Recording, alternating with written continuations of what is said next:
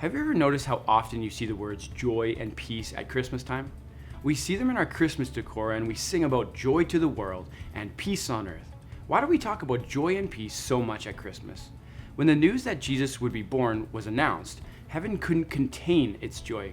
An angel brought the news to a group of shepherds, and the sky suddenly filled with angels singing out peace on earth and goodwill towards men. All of heaven was ecstatic because peace was about to be restored. When you make mistakes, as well as we all do, you feel like God is angry with you. Your sin separates you from God when you dread the consequences of your actions. This is precisely why the angels were so ecstatic with Jesus' birth. Jesus was ushering in a new era on the planet.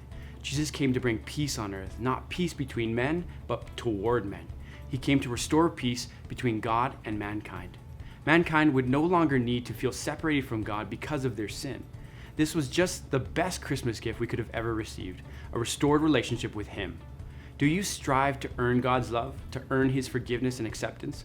Of course, God wants you to live morally well. Sin hurts you and the people that are around you.